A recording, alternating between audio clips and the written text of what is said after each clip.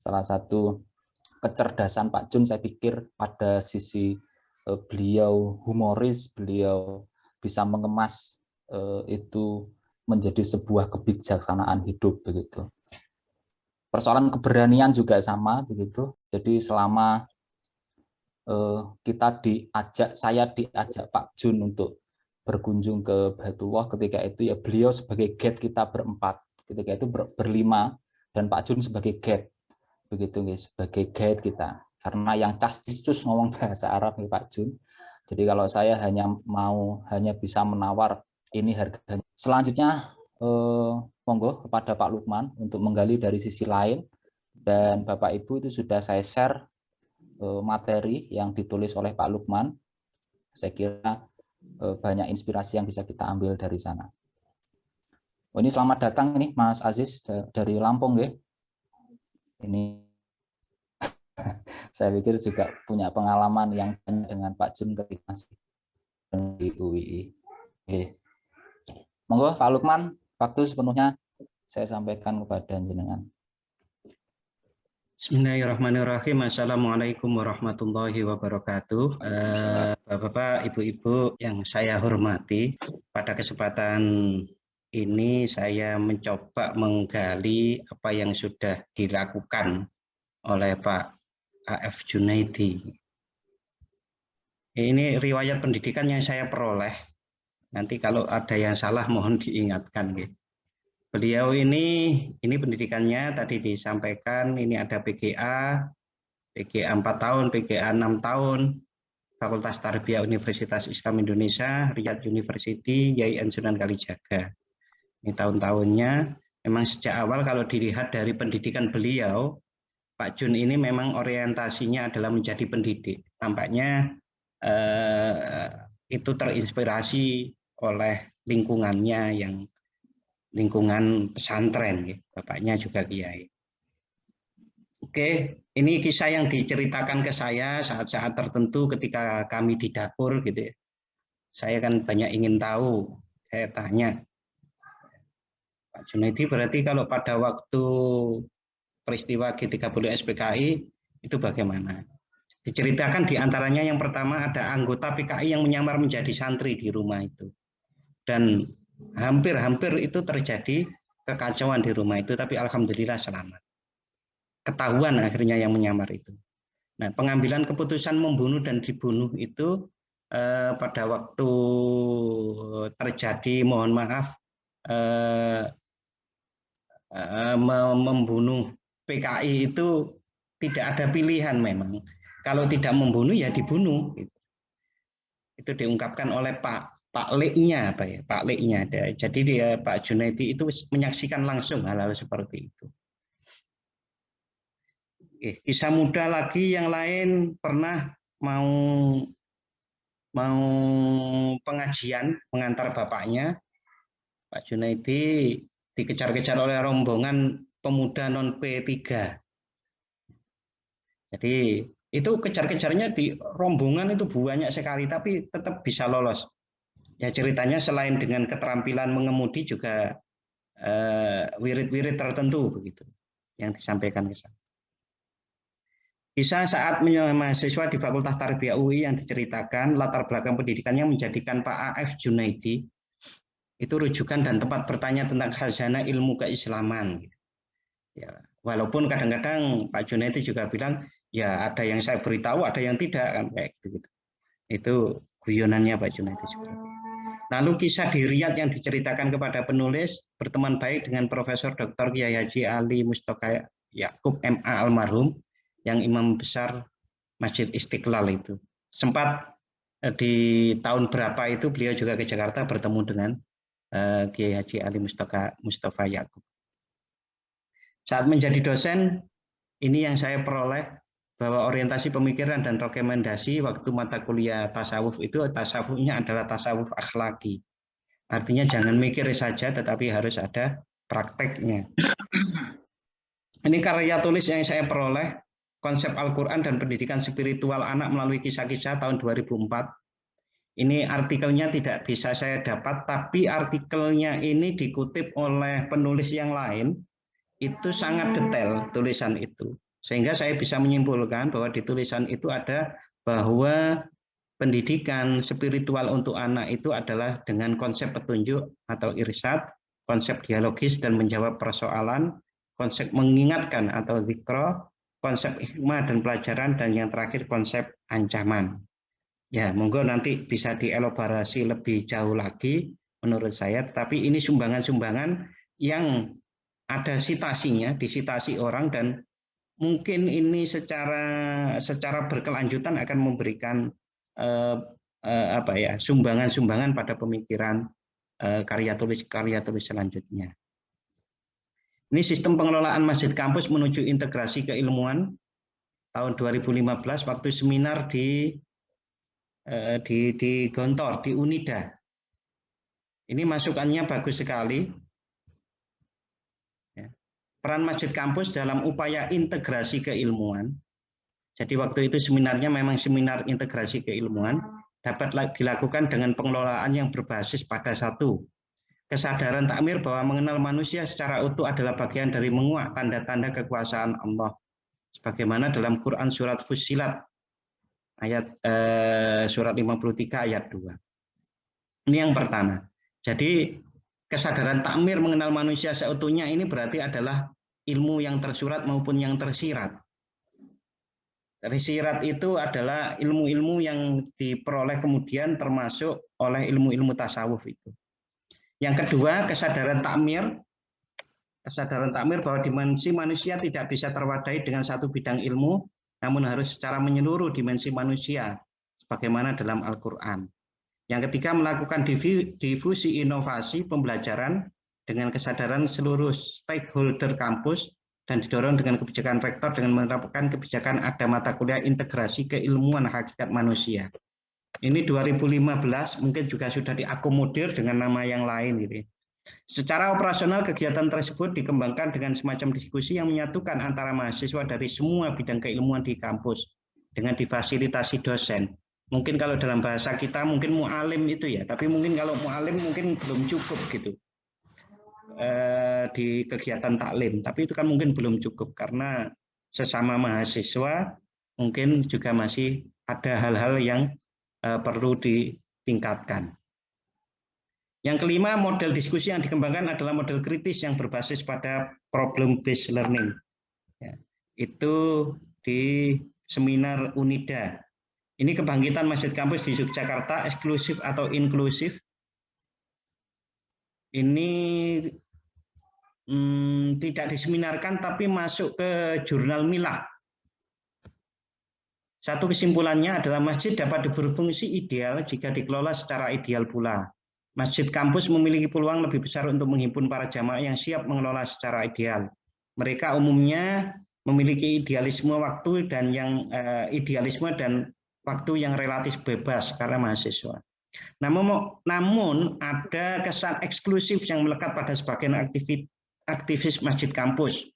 Ini yang diteliti itu adalah Masjid UGM, Masjid UNY, Masjid UII, satu lagi Masjid UIN. Akan tetapi jika ditelusuri akar pertumbuhannya, eksklusivisme itu sebetulnya menjadi sebuah keniscayaan sebagai implikasi proses sosial yang dilalui. Interaksi di antara para aktivis masjid kampus relatif intensif. Karena itu kegiatan apapun yang mereka lakukan hampir selalu berlangsung hingga proses internalisasi. Proses internalisasi inilah yang memungkinkan dapat membentuk watak atau kepribadian yang revolusioner sehingga terkesan eksklusif. Para aktivis masjid kampus umumnya berlatar belakang heterogen, ada yang memiliki latar belakang pendidikan agama yang kuat, seperti para santri dan para siswa madrasah. Tetapi ada pula di antaranya yang mungkin baru mengenal Islam ketika mereka mulai berinteraksi di kampus. Sikap keberagamaan para aktivis masjid kampus yang bergerak di antara dua corak pemahaman keagamaan inilah membentuk dinamika sosial yang tidak biasa. Dalam banyak kasus, sikap beragama yang eksklusif dapat mendorong tindakan kekerasan. Tetapi Islam dengan sikap telah mengantisipasi potensi tersebut agar tidak berkembang secara liar. Hal itu secara nyata dilihat dari teks Al-Quran seperti surat Al-An'am ayat 108 yang secara tegas melarang umat Islam memaki Tuhan-Tuhan selain Allah yang disembah kaum tersesat. Oke. Ini saya lanjut, ini yang tahun 2018, ini yang kemarin terbit tahun 2001. Pak Mizan kalau menyebut saya dengan Pak Jun seminar internasional 3 kali itu kurang 1, Pak Mizan. Yang 1 itu yang di MSI itu, yang di Jogja Plaza itu. Nah, itu juga ditulis sama saya, itu hasil penelitian dan hasil penelitian sama Fatihatul Mutmainah. Ya, di antara temuan penelitian ini bahwa pola tasawuf yang berkembang di kalangan mahasiswa pendidikan Islam, pendidikan agama Islam Universitas Islam Indonesia adalah kedekatan akhlaki, pendekatan tasawuf akhlaki, hanya sebagian kecil dari pemikiran tasawuf. Hal ini terlihat pada pemahaman mahasiswa tentang kelemahan tasawuf dalam mengartikan istilah pemikiran yang mendalam. Jadi kalau diajak berpikir tentang hal-hal yang semacam diungkapkan oleh Ibnu Arabi, mahasiswa kita kebingungan. Penelitiannya seperti itu. Karena memang Ibnu Arabi lebih pada kepemikiran ya. Tapi tasawuf yang akhlaki sebagaimana diungkap oleh Imam Ghazali masih sangat dikuasai oleh mahasiswa. Dalam menyelesaikan konflik batin mahasiswa, baik itu kondisi keuangan, lemahnya dukungan, cemoohan, konflik sesama mahasiswa, mahasiswa kita melakukan 2 hal, yaitu tafakur untuk mengambil hikmah, berzikir, sholat, dan tawakal. Dan mengambil hikmah adalah dengan cara merawat rasionalitas empiris, sedangkan zikir, sholat, dan idealisme memperlakukan spiritualitas batinnya secara tawakal. Yang ini, yang 2017 ini di Mekah sama Pak Mizan juga. Hasil penelitiannya menunjukkan bahwa proses profesional dalam Islam, khususnya dalam bidang pendidikan, harus 1. Memiliki keilmuan yang mumpuni tentang pengajaran dan pendidikan, serta memiliki motivasi yang memadai untuk mendukung tugasnya sebagai profesional.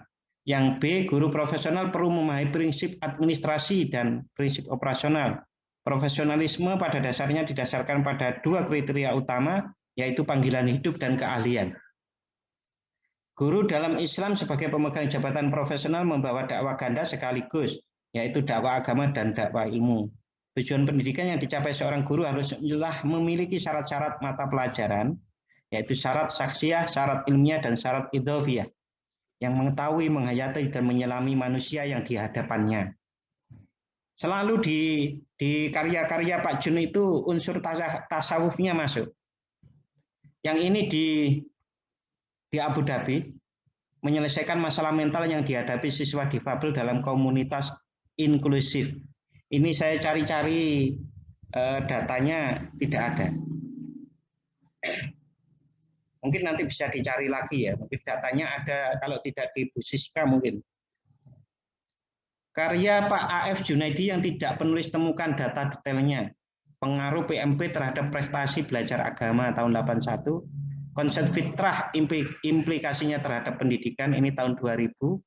Problematika pelaksanaan kurikulum berbasis kompetensi bagi guru agama di Yogyakarta tahun 99. Ini YouTube, saya peroleh dari YouTube-nya PAI UII, ada 10. Saya kasih linknya dengan harapan ini nanti bisa di-share, lalu kalau ada yang ingin tinggal ngeklik itu. Penutupnya, sebagai penutup yang ini pendapat saya ya. Semua penelitian dan video pembelajaran Pak A.F. Junaidi ditulis dan disampaikan dengan pendekatan kualitatif.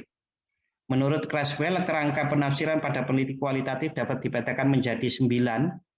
Ada positivisme, konstruktivisme sosial, kerangka transformatif, perspektif postmodernis, pragmatisme, teori feminis, teori kritis dan teori ras kritis, teori queer dan teori disabilitas. Nah, produk pemikiran Pak A.F. Junaidi kalau dipetakan dari kerangka penafsiran kualitatifnya termasuk kategori konstruktivisme sosial atau interpretivisme. Yang dimana Pak Junaidi ya, kalau dari pendapat Creswell ini mempunyai beberapa karakteristik yang menurut saya dekat dengan Pak Junaidi. berupaya memahami tempat hidup dan tempat bekerja, dan itu diperjuangkan mati-matian ibaratnya dengan memperjuangkan masjid yang ada di depan Pak Junaidi itu, di samping Pak Junaidi. Mengembangkan makna subjektif dari pengalamannya dan mendorong untuk mencari beragam pandangan. Secara induktif, peneliti-peneliti seperti Pak Jun itu mengembangkan teori atau pola makna. Jadi ada pola-pola makna baru yang diantaranya dituangkan di karya-karya tadi. Dalam meneliti, pertanyaan wawancara cenderung luas dan umum. Pak Jun itu luas dan umum gitu ya. Sehingga partisipan mengkonstruksi makna dari situasi dan diskusi atau interaksi dengan orang lain. Yang kelima, interpretasi hasil penelitian sangat terkait dengan latar belakang dan kemudian memposisikan diri. Saya sangat memahami ini karena mengapa saya ungkapkan di atas tadi, ada kisah dengan PKI dengan waktu dikejar-kejar oleh pemuda non P3 waktu itu ternyata sangat berpengaruh sehingga Pak Jun itu sangat posisi dirinya itu jelas di mana. Nah, saya kalau itu ditarik pada alur besar pemikiran, apakah Pak Jun itu tradisional atau modernisme atau yang lain-lain, memang Pak Jun ya tradisional. Pak Jun tradisional, tetapi dengan pemahaman terhadap lingkungan yang ada dan ingin anfa'uhum linnas itu, maka beliau juga melakukan hal-hal yang strategis. Jadi ada penggabungan ya seperti kata Pak Aden tadi, al-muhafadzatu ala qadimis sholih wal jalbu, saya lupa itu, menjaga hal-hal yang baik dan mengambil hal-hal yang lebih baik lagi. Oke, terima kasih. Ini foto-foto yang pernah saya simpan. Kalau mengamati Facebooknya Pak Jun, itu juga tampak sekali hal-hal yang saya sampaikan menjadi kesimpulan. Oke, terima kasih, itu yang dapat saya sampaikan dan mohon maaf. Mudah-mudahan ini bisa dibagikan agar link-linknya ini bermanfaat gitu ya. Mungkin di webnya PAI. Syukur-syukur bisa ditambah dari sumber-sumber yang lain sehingga ini melengkapi. Oke, terima kasih. Assalamualaikum warahmatullahi wabarakatuh. Waalaikumsalam warahmatullahi wabarakatuh. Dari Pak Lukman kan cukup hati-hati. Yang saya tahu itu ketika merencanakan untuk hati-hati, 11 kali pertemuan itu adalah kasih pengen siswa itu mengetahui sesuatu secara mendalam. Jadi tidak setengah-setengah. Dan itu sudah dilakukan beliau. Dan yang kedua adalah jadi beliau itu tadi sudah diceritakan oleh Pak Lukman, memang konsennya di bidang tasawuf dan umul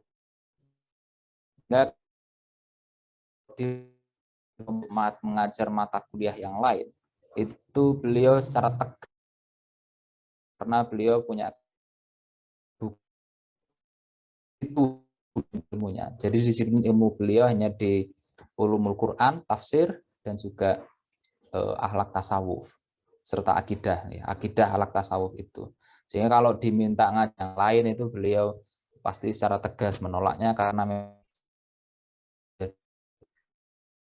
dan yang dalam jujur saya ditegas kepada para anak-anak ideologis. Saya monggo kalau di antara Bapak Ibu ingin ada yang melengkapi cerita dari Pak Lukman dan Aden atau bertanya mana konstruksi bersun bisa saya nyalakan mic-nya.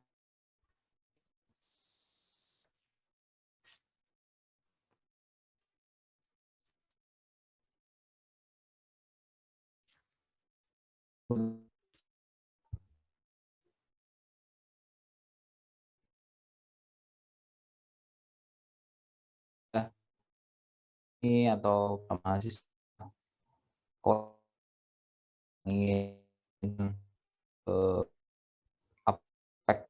beliau yang disampaikan oleh Pak Aden bisa kemudian juga disampaikan, gitu nggih. Nah, oh ini Imam, Prof Imam itu ngacung. Pak Imam, mau betul.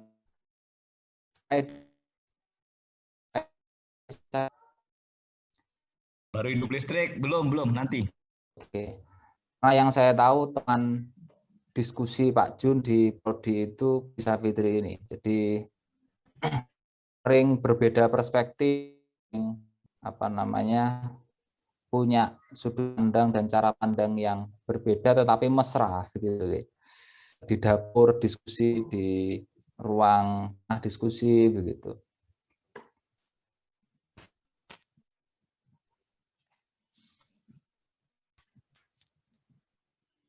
Belum ada nggih berarti.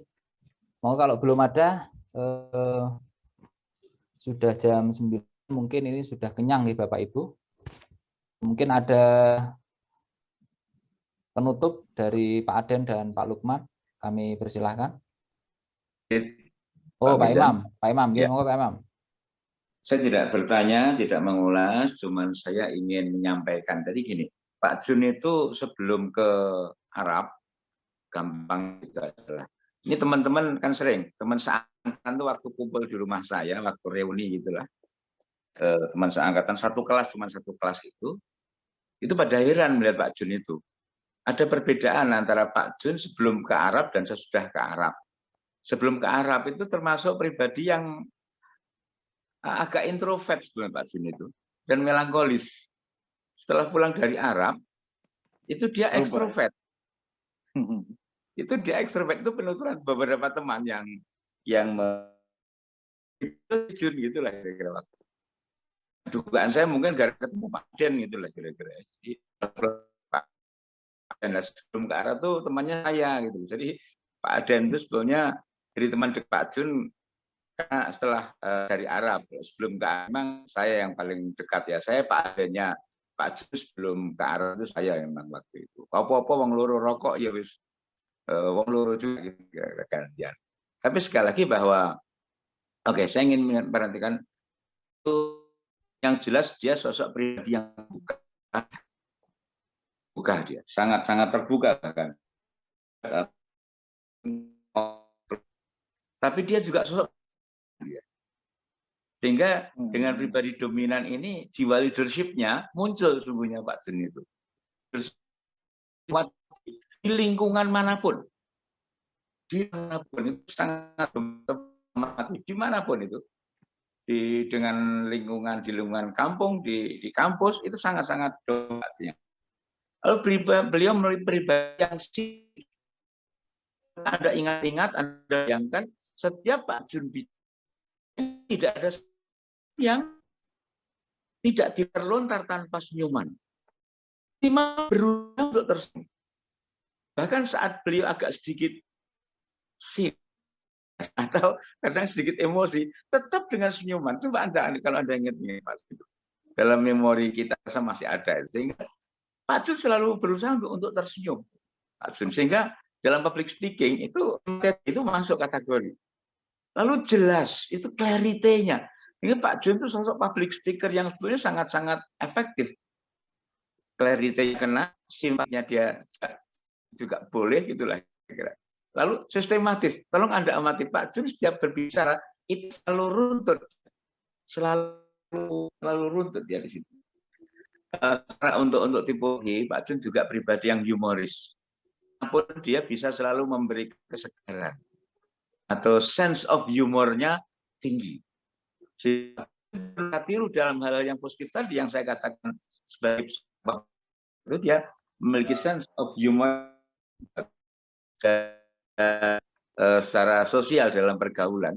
Pak Jun pribadi yang sangat humanis. Dia sangat care, sangat peduli kalau ada orang yang lemah atau dilemahkan.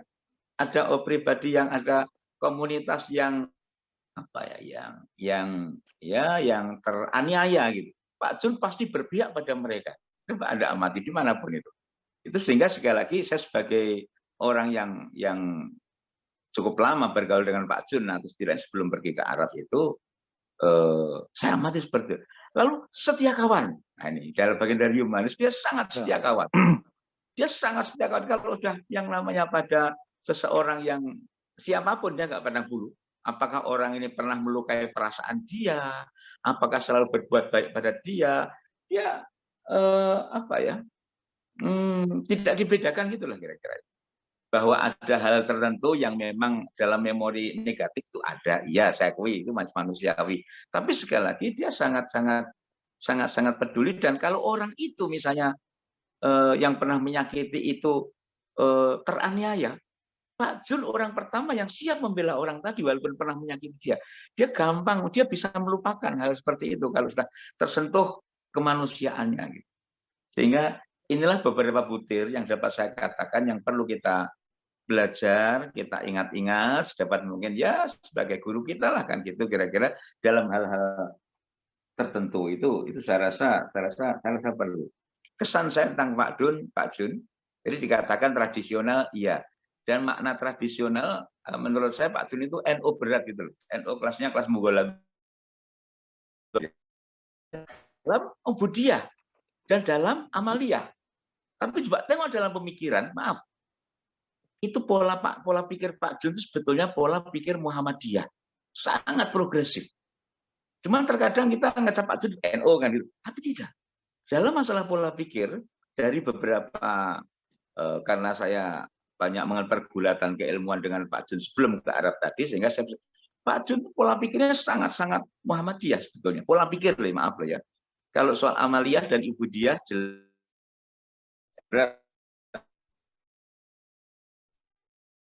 dia, tapi dia cukup fair dalam menilai orang.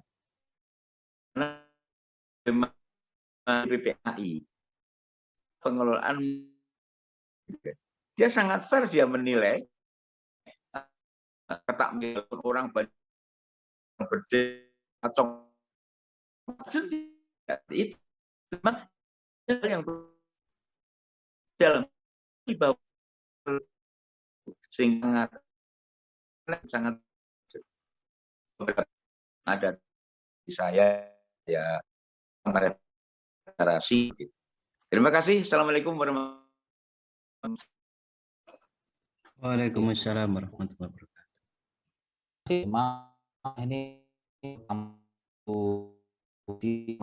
Mas public speaking ya. Pak tidak kan sering kali tatik wong itu dari desa. Teman-teman yang paling saya ingat nomor itu cerah kayak ada juga pas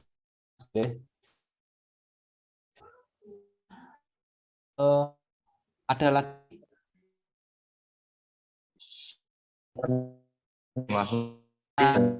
ada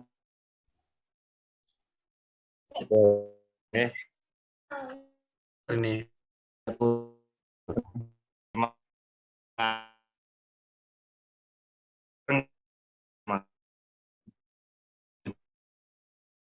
itu yang akan disampaikan Pak Imam, Pak Lukman tadi itu lebih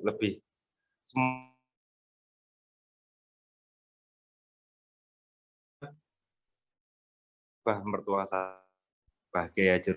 Kebetulan beliau juga sampai beliau meninggal statusnya masih sebagai pembimbing haji di KPIH Al Barokah di tempat itu. Saya sering sekali melihat ada perbedaan yang cukup signifikan beliau itu antara ketemu sama kolega di kampus dengan ketika rumah di Al Barokah khususnya di pondok. Ini itu kelihatan ketika saya di kampus masih beratin ya saya sebagai menantu, sehingga pola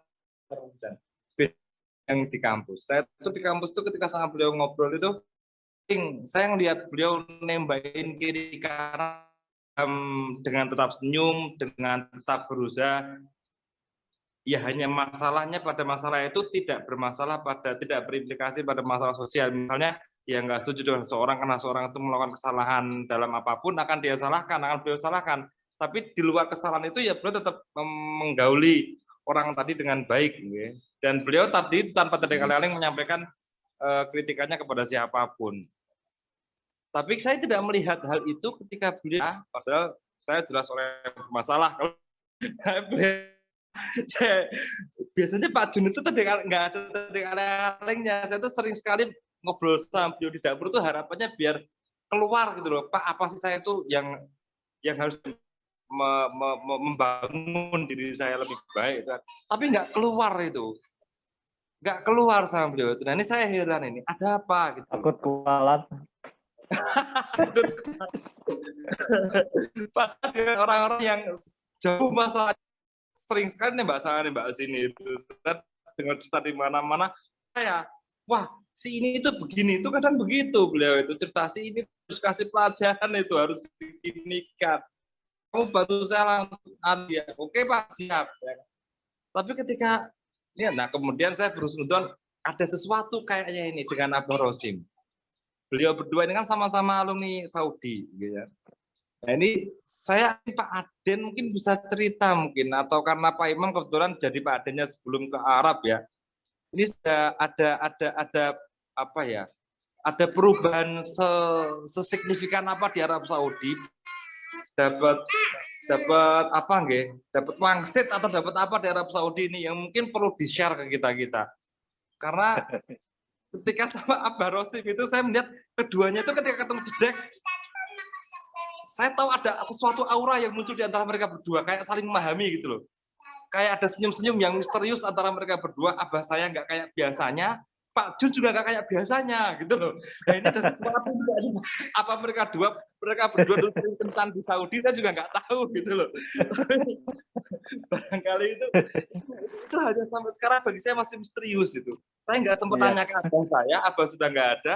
Saya nggak sempat tanya ke Pak Jun sudah nggak ada. Tapi kayaknya ada sesuatu itu, entah komunitas mereka seperti apa di Saudi itu. Ada, kalau Imam Syafi'i bilang ada Qadim, ada Qaul Jadid.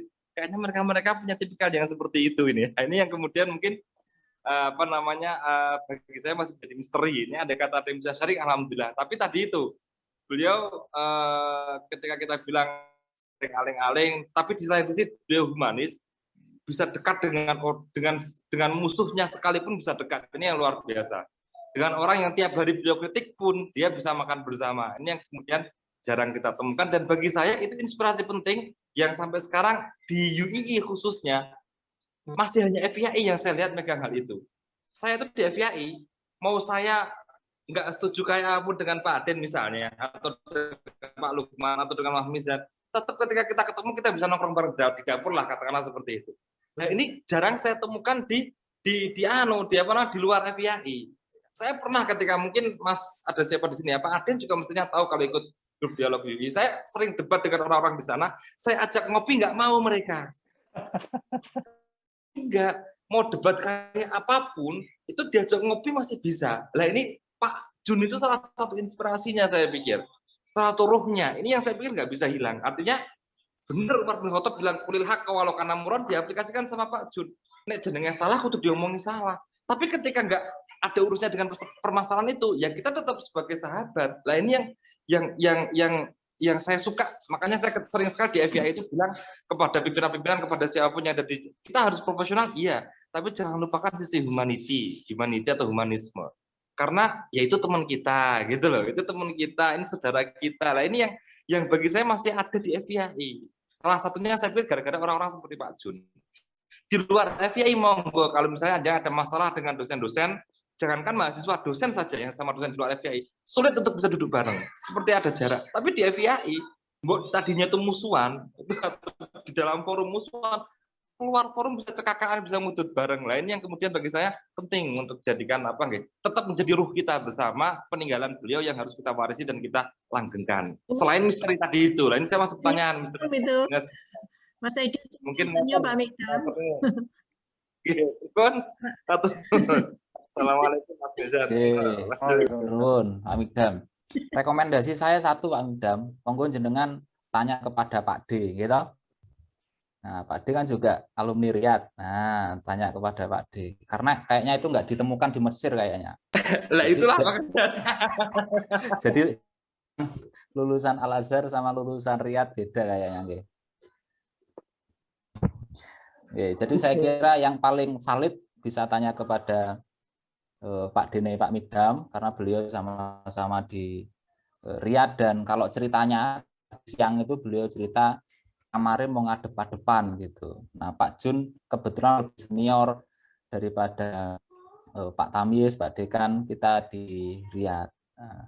Nah, tapi mungkin Pak Aden ada yang bisa di-share apa tadi misterinya itu, Pak Aden?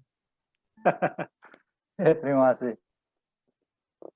Saya ragu kalau mau menyampaikan. Mungkin lebih pas misterius jawabannya.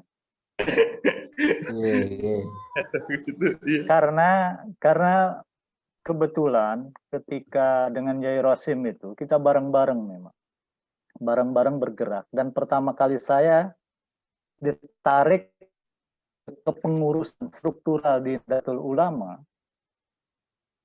itu di pengurus cabang. Kita sama-sama pada waktu itu bergerak untuk melakukan perubahan di level pengurus wilayah. Karena waktu itu ketua wilayahnya sudah cukup lama gitu berkuasa dan terlalu dekat dengan politik Golkar pada waktu itu.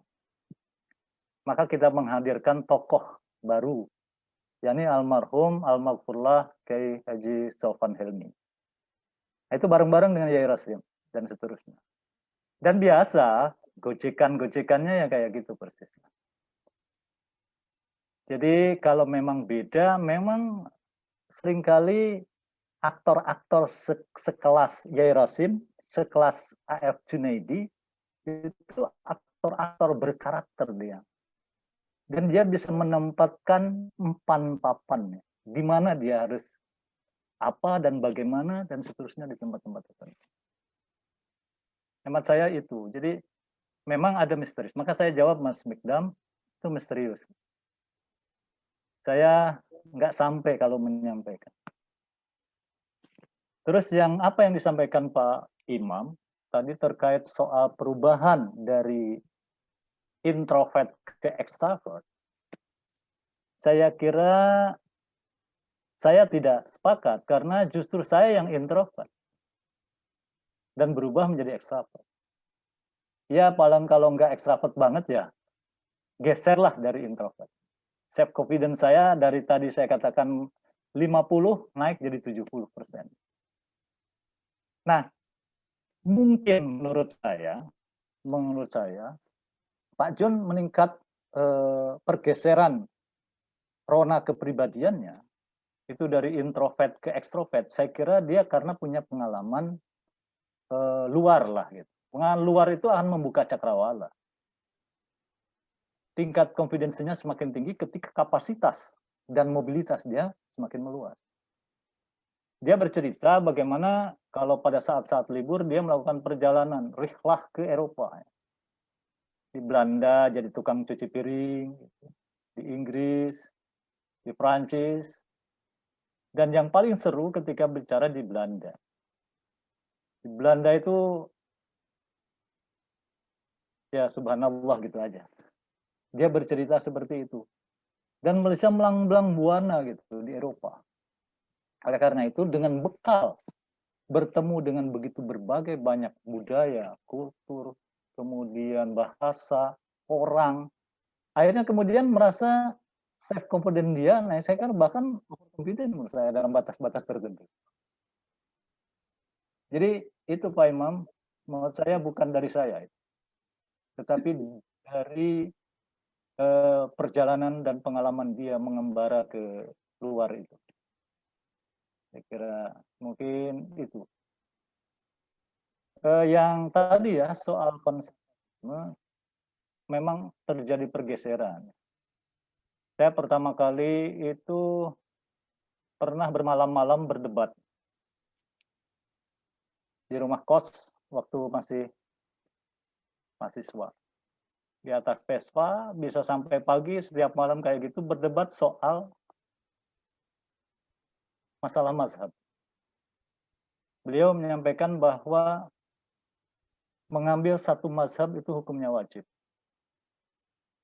Itu pada waktu itu.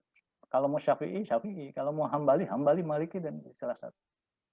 Saya termasuk yang bersifat pluralistik. Mana yang terbaik saya ambil. Wah, kalau itu talfek, kalau istilah dalam fikih ya, kitab-kitab yang kita baca ya, kalau seperti itu enaknya ngambil yang ini, bukan soal enaknya, rasionalitas itu enggak. Faktanya misalnya ketika orang mau haji, ya mau tawaf, kita berubah mazhab pada saat melaksanakan tawaf. Tidak Syafi'iyah. Misalnya seperti itu. Nah, itu luar biasa perdebatan itu dan berakhir tidak berakhir. Berakhir dan tidak berakhir.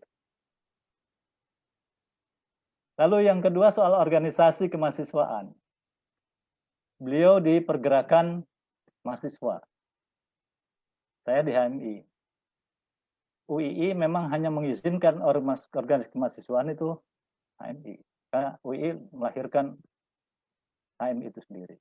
Itu sampai fase tahun 90-an. Sejak itu mengalami polarisasi.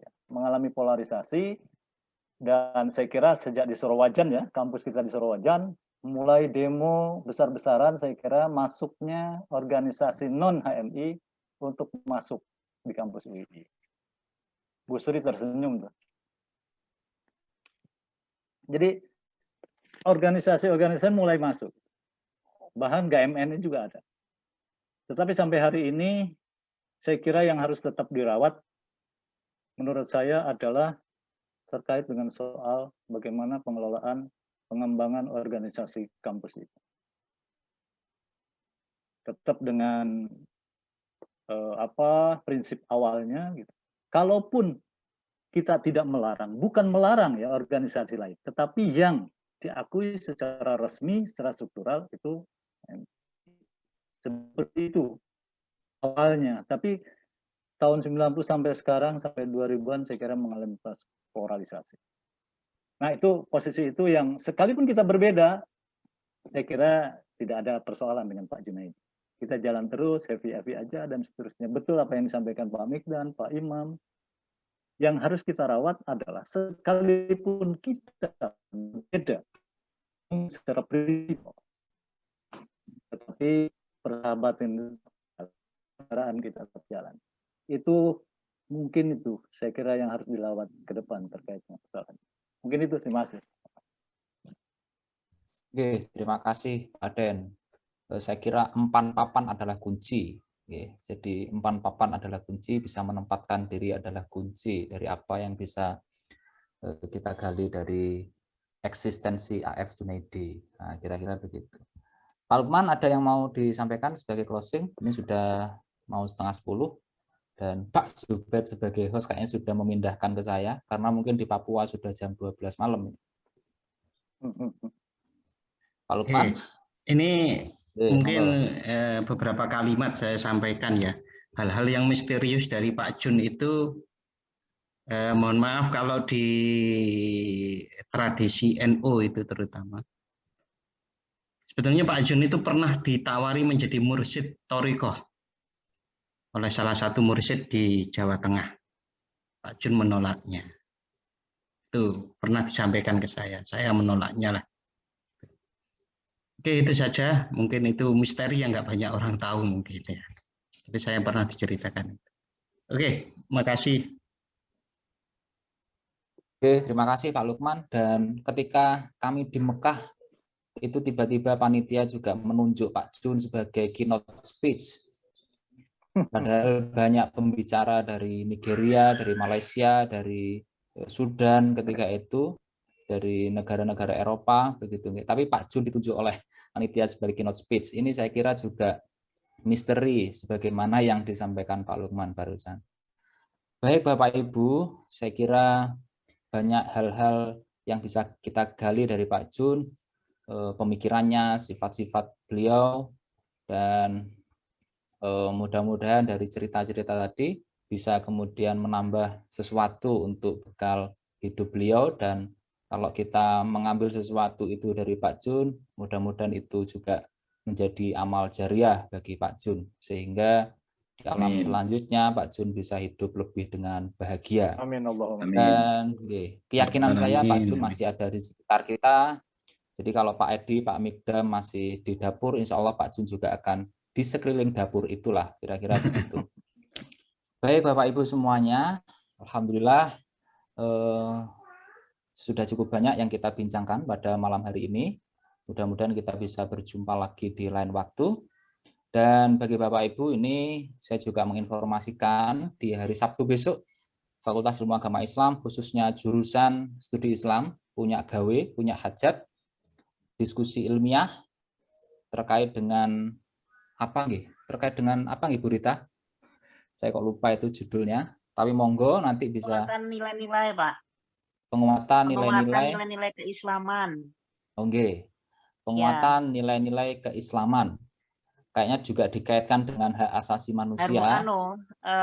Dalam penegakan hak asasi manusia menuju harmonisasi umat beragama di Indonesia. Nah, kira-kira tema diskusi itu juga menguatkan perspektif kita, Bapak Ibu, dari apa yang sudah kita gali dari pemikiran Bapak A.F. Junaidi tadi. Monggo, mudah-mudahan bisa saged rawuh hari Sabtu jam pagi nggih, jam 9.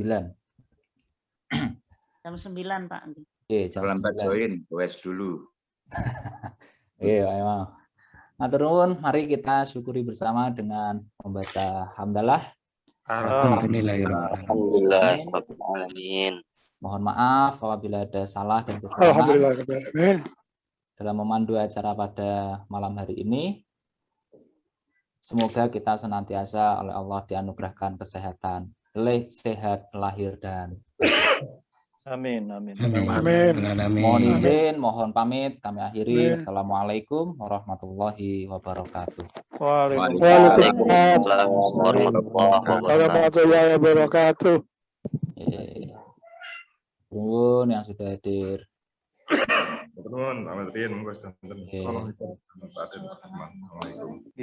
Waalaikumsalam. Alumni siapa aja yang join ini? Banyak ini Pak Imam. Banyak. 50 lebih, 58 tadi itu. Alhamdulillah. Tadi ada Mas Aziz juga dari Lampung. Fatihah. Duduk Pak Imam itu sekilas kayak Pak Junaidi tadi setarakat gitu saya tadi. Iya tadi pas nampak itu. Yes. Kuti bisa NO Pak Jun kamu.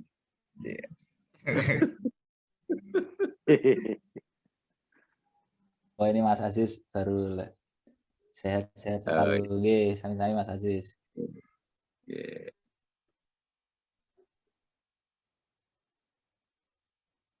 Kapan ziarah Pak Migdal Pak Milan bareng ya?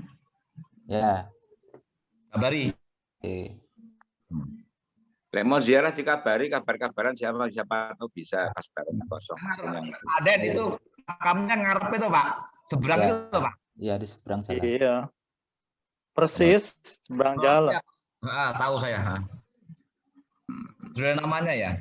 Kan ada dua tuh, Sunten baru sama Sunten lama.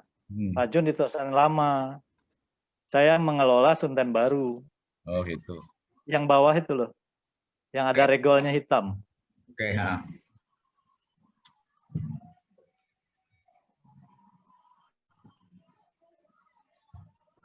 Oke, kasih izin live ye. Kula nggih izin. Pamit. Rawani ngelepas masker. Pak Den besok jadi Pak Den. Besok jadi. Nggih izin saya. Nggih izin saya. Nggih, derek mendoakan mudah-mudahan lancar. Nggih. Amin. Nggih. Pak Aden suaranya kok kayak kok beda itu. Kenapa? Pakai masker. Oh, masker. Nggih. Pak Mesan saya pamit. Pak Nggih. Mesan. Nggih, Pak Dan. Amin. Istirahat. Kelong ya, Pak. Suaranya terganggu. Oh, nggih. Lawan ngomong suaranya terganggu. Nggih, Pak. Nggih, Pak Dar. Sehat, Pak Dar. Assalamualaikum. Waalaikumsalam. Nggih. Waalaikumsalam warahmatullahi wabarakatuh. Kelong ya pamit. Assalamualaikum. Waalaikumsalam. Monggo Pak Aden, monggo Mas Aziz, monggo Pak Dar. Sampai-sampai amat tidur. Nggih, Bapak Ibu, mohon izin untuk menutup ruang Zoom ini. Sugeng istirahat. Kita berjumpa lagi di lain kesempatan. Nah, Pak Edi, selamat menghabiskan udutnya. Iya. Di Istana Raja Namrud itu ya.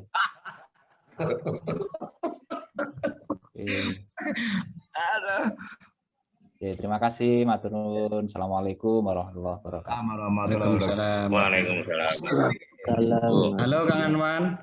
Nggih, pamit kula nggih mantap pokoknya. Nggih. Yo, pamit yuk. Nggih, Dadi pun. buku besok insyaallah. Amin, amin. Nggih, pun nggih, setunggal kalih 3 kula klik. Waalaikumsalam.